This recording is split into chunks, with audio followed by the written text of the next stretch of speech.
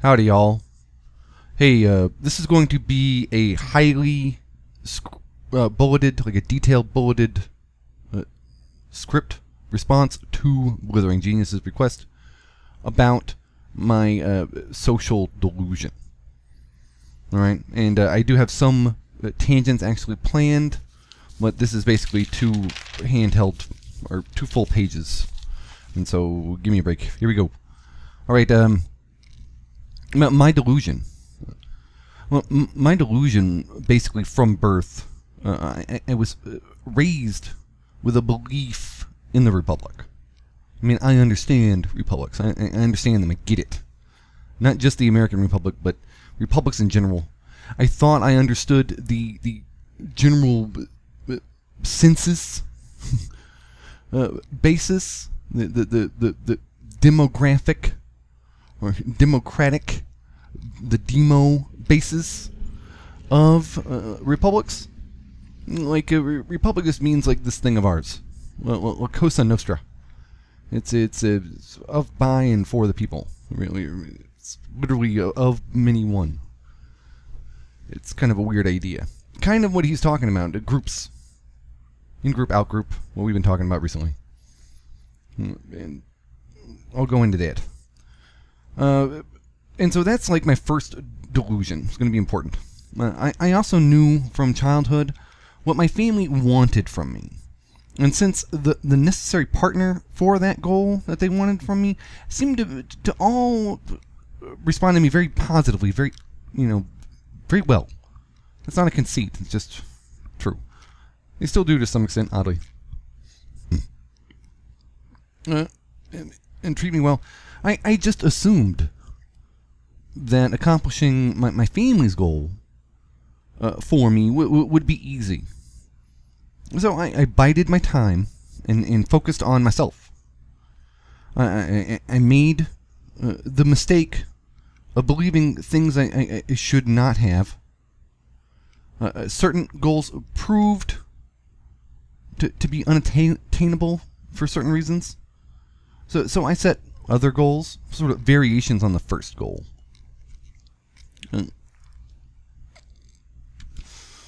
I lived in a large place, like a large area, that was very reasonable, in a time that was very different from now. I misunderstood certain things then and now, and I misunderstood the things I understood then. Sort of my misunderstanding then evolved into misunderstanding of things now.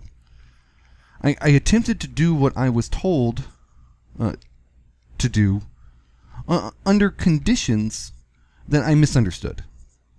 Still, I figured I had one of the two goals in hand. So I was just awaiting the right conditions to execute the second goal. In the meantime, I made choices, good and bad, based on misunderstandings. And these misunderstandings led to misunderstanding the exact cause and consequence of those choices, because I misunderstood the true nature of the Republic. Another misunderstanding compounded the bad choices of the first misunderstanding of the Republic, by misunderstanding the true nature of women. So I misunderstood the true nature of the Republic, which I believed in from birth, was raised to believe in. And I misunderstood the true nature of women, which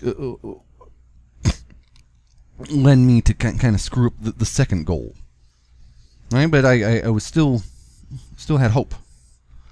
And since the true nature of one interacts with the true nature of the other, it sort of wasn't. I wasn't realizing the nature of the matrix in MGTOW speak. Yes, it's sort of what big cows, IBRAs, PUAs even talk about, is those two systems interacting. And naturally they would, because the government or republics or groups or churches need believers, they need followers, they need people to sustain the group, to keep feeding in-group BS, so people can keep co-signing their bullshit. And the necessary person to do that, to make new people, is women. Alright? Yeah, and now I apparently, oddly, accidentally accomplished both goals. In fact, I have accomplished things you wouldn't believe if I told you. If I told you what has actually happened as a consequence of just my existence, you wouldn't believe me. I have a hard time believing it. It makes me sound crazy. So I'm not going to say it. But I'm comfortable with it. And I've also accidentally accomplished goals 1 and 2. Not in the manners that I wished, but I actually accomplished both goals. I'm not proud of it. I can take no pride in it. If I tried to, I would sound crazy. I am the man with one red shoe. I am the man who knew too little. Have you ever seen either of those two movies? Now, as for MGTOW, I now have a better understanding of both systems, of both environments, both goals, both factors. So I will have to MacGyver, as Razorblade Candy says, a new way to accomplish the goals while serving myself in a secure and responsible manner. To accomplish a new goal I have a new goal, which this can be done. Like, yeah, the sort of general story arc, the sort of general artistic statement of Star Trek Deep Space Nine is, if one dream dies, bury it and build another. If you didn't make captain of a ship, guess what? You can be captain of a space station. That can be just as interesting. Maybe you wanted to be captain of a ship. Yeah, it didn't work out. You made some mistakes. Oh, you got a space station over here. Yeah, interesting.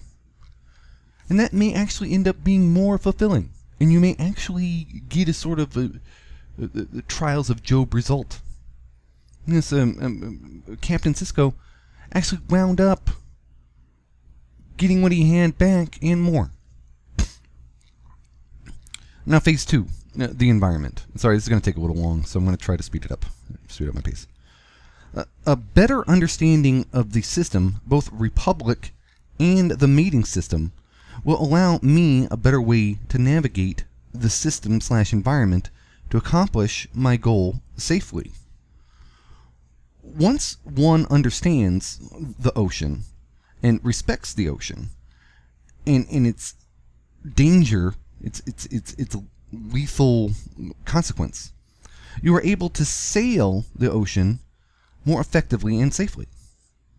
Yes, once you understand the ocean, it really well, you can sail it. You can weather it. Now, Sandman, a long time ago, some of his first videos, when I was still listening to him, his earliest videos were really his best. As in most people's, their earliest work is usually their best.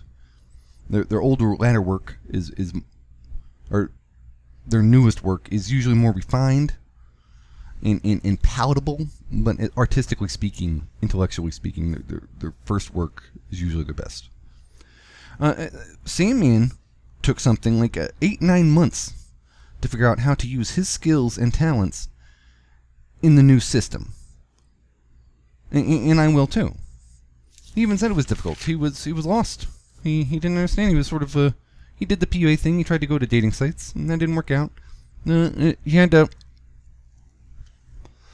figure out a new way to operate with the internet around to make money, because the internet was sort of ruining his old way of making money. So yeah, internet ruined his old way of making money. Miraculously, magically, his girlfriend left, or he left his girlfriend, or whatever. And yeah, it's just the nature of the beast. It makes sense after you go through the manosphere stuff. He sort of wasn't making as much money as he was before. His woman left him, or he left his woman. Somehow the woman was gone, and then he was forced to figure out a new way to get the money. And he did. And we all can do this. We can all do this. We can all figure out our own way of doing it. And the manosphere's component parts are part of doing that.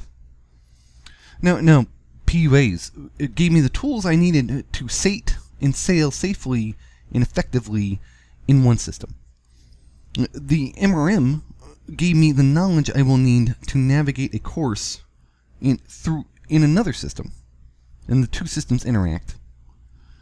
And MGTOW gave me insight of both systems interacting, or the box or the matrix, so that I could think outside of the box to devise my own way to go to my own goal. It will have to be a truly unique role, but I see it now. And I can deal with the ocean and its flotsam and jetsam more appropriately now. Phase 3. Risk. Some risk is now too much. Some risk for me is now too much to take. Now. But with certain variables at certain levels and certain factors in play and out of play, in and out of play, the consequences will be manageable and the rewards reasonable. In PUA speak, zeta male or gamma male. Also, the PUAs believe the sexes compete within each group for access to the other group, for access to sex and reproduction. That's fine. That's going to go into one of my tangents real quick. And sorry about doing this to you guys. So I'm going to try to be quick about it. My problem, little aside here, my problem with what the PUAs want, okay, it's not just being a dick about it.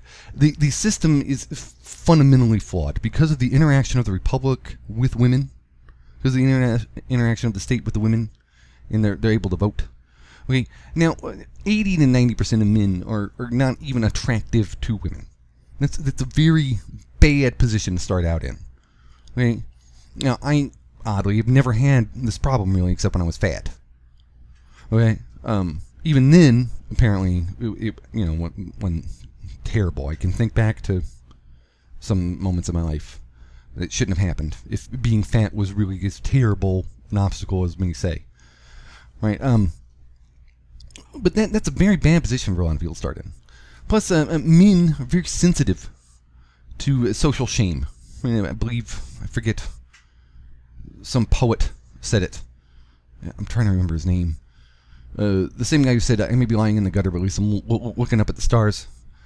He said, what men have to fear from women is shame. What women have to fear from men is rape. Shame is more common to suffer than rape, though. Like, rape is very unlikely. Shame is very likely. It's different. Like the difference between being a stud and a slut. Stud is very unlikely. Slut is very likely. Like, a woman is very likely to have sex if she advertises she wants it. Man's very unlikely to have sex if he advertises he wants it. And then on top of that, we've gotten a whole culture. And culture's not a causative agent. It's a reinforcing agent. It reinforces certain choices. And men and women are told from a young age certain things that are contradictory to human nature, particularly to female nature. This is done for the benefit of the government.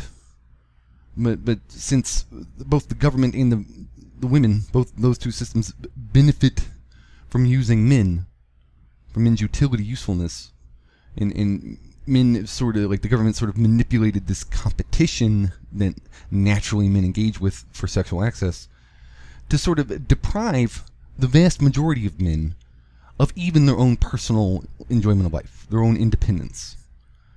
And that's, it's not fine. So we got to work on that. But the PUAs, my problem with it is the vast majority of men aren't even attracted to women. Women don't even want to look at them. Then, on top of that, their women are expected to just everything. A guy is supposed to be tall, and a woman's entitled to tall, handsome, fit, whatever, good suit and a good job, nice car, That's what the guy has to have. A woman's entitled to that. And a woman's entitled to all the stuff the guy has equally. Like, she's entitled to have her own good job, her own good pantsuit, and her own good car. But she wants him to, have better. This goes back to what BlitheringGenius was saying about power. And it gets compounded. Then, the guys also have to be good in bed. And the women, this guy has to have a big penis. And on and on and on. A woman's ambition knows no bounds. A woman's hunger knows no sating. She gets one thing, she wants another. Now, some people can argue it's human nature.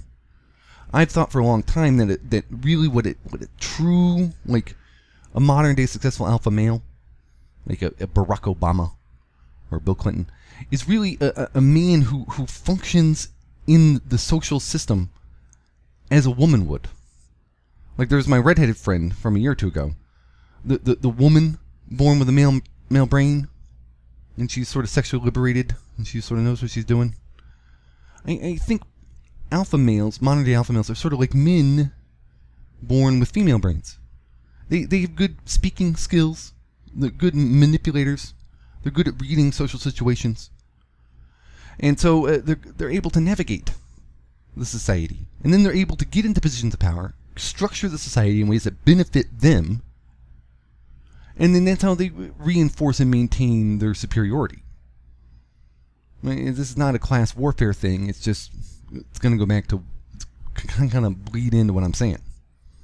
Right? But essentially what it is you have a very small percentage of men who all women feel entitled to. And since women are willing to be polygamous, women are willing to be polyamorous, women almost appreciate it when a man has options.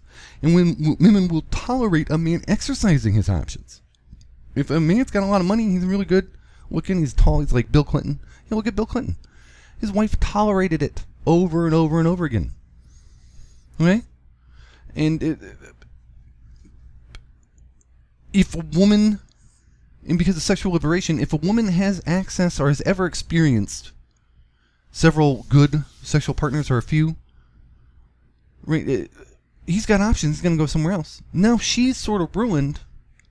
For all the other guys, he's just sort of normal. Just sort of average. I won't get into the average stuff being good and bad, alright? But there's only so much exploitation of a man's natural abilities, as Stardust points out. Innate genetic potential that he can do. And some things you're born with, some things you're not. And there's just really nothing you can do about it.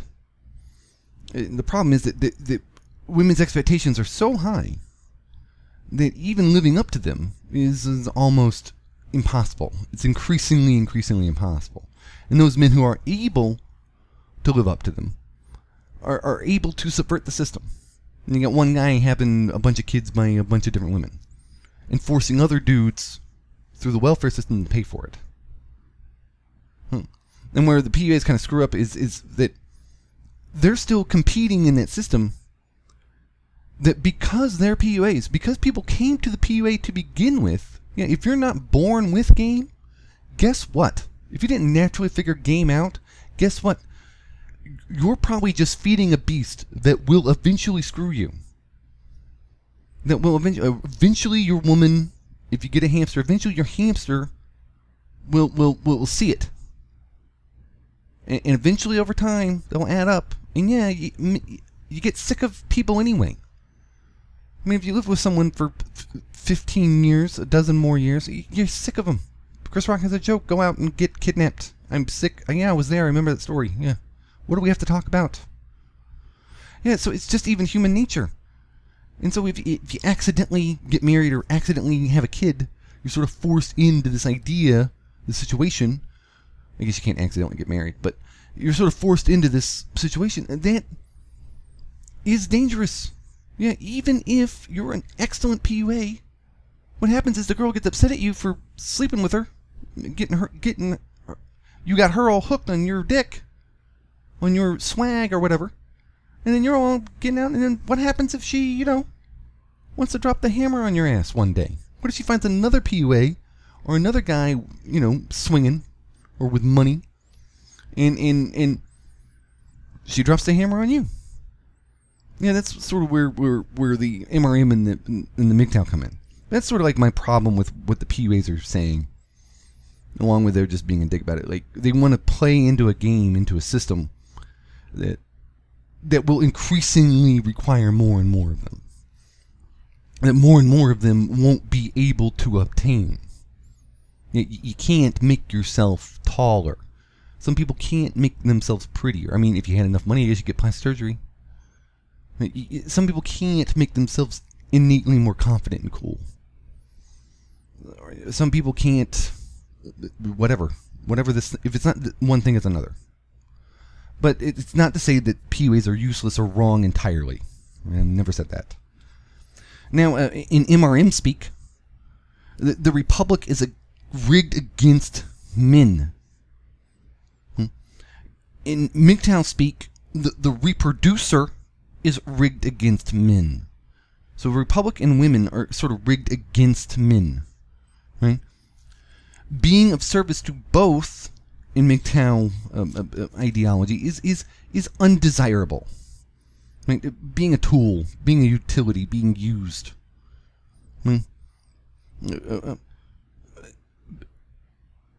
Being useful doesn't necessarily mean being used.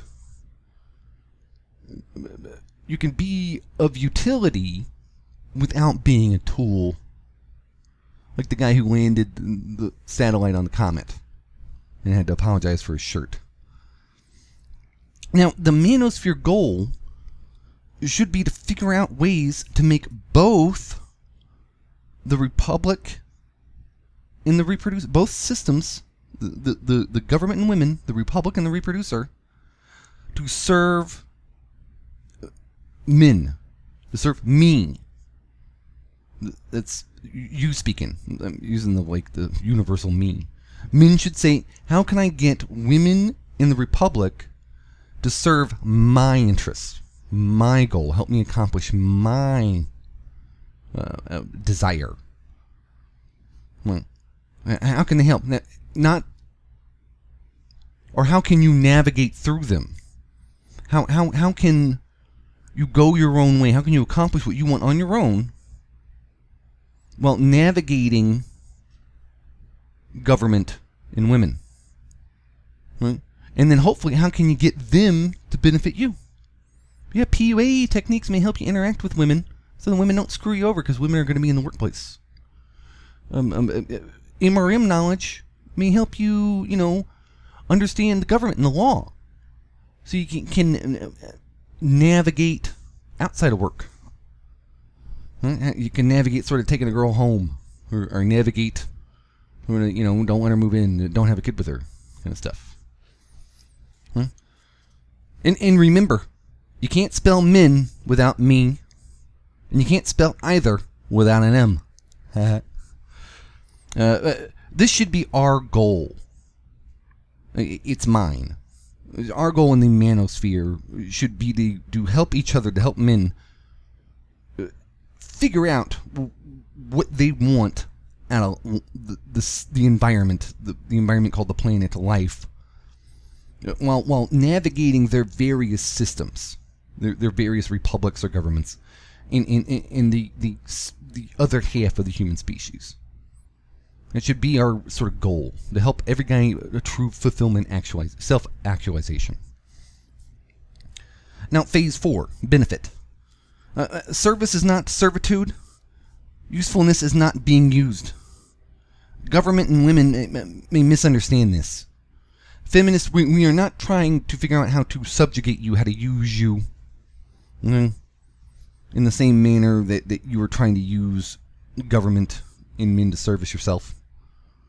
We're trying to figure out how to navigate you, how, and along our course, our navigated course, how you can maybe possibly, if not benefit us, not help us out, at least not screw us over. Right? And usually in most MGTOWs, the best way to do that is just avoid women entirely. You're so toxic. And some MGTOWs are really super libertarian and want to go out in the middle of the woods and go out in the middle of their land and just pay, drill their own well and just pay the property tax and avoid government. You used to call them survivalists.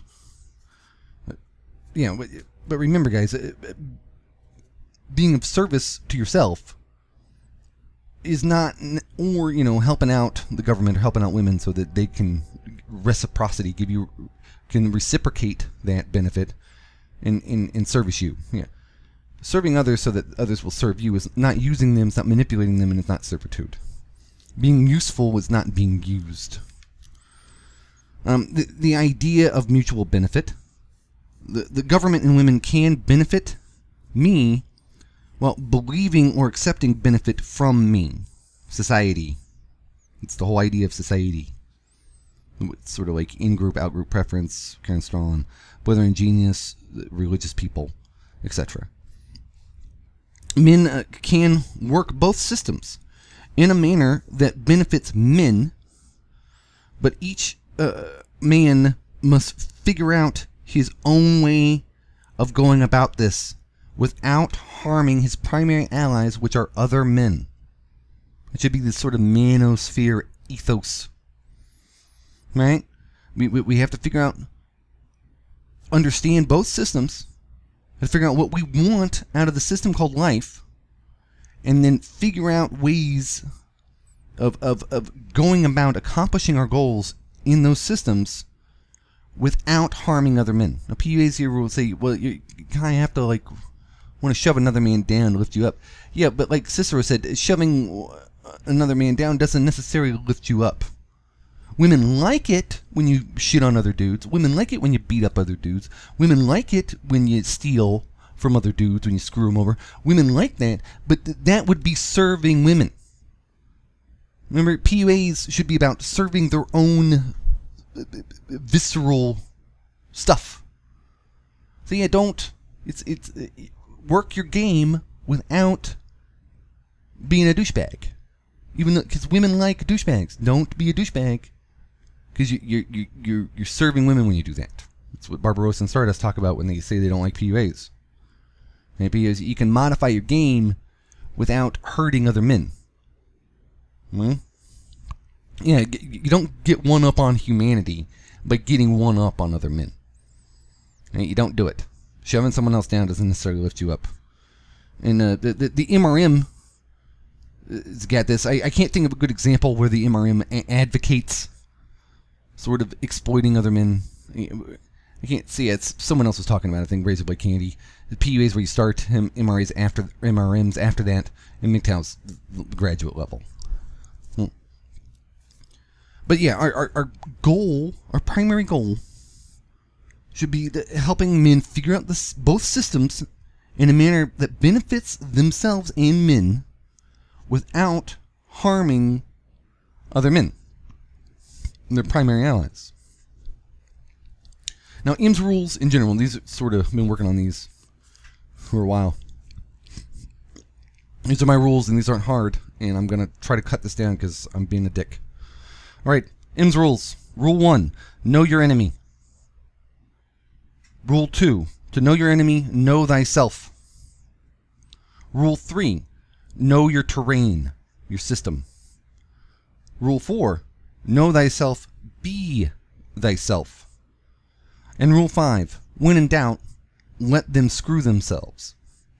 So real quick, because I'm trying to keep this under 30 minutes. As far as Rule 1 goes, to know your enemy, not really your enemy, but figuratively speaking, Republican women. To know yourself, look deep inside yourself. Feminism LOL was talking about this recently. Figure out your issues, where you went wrong.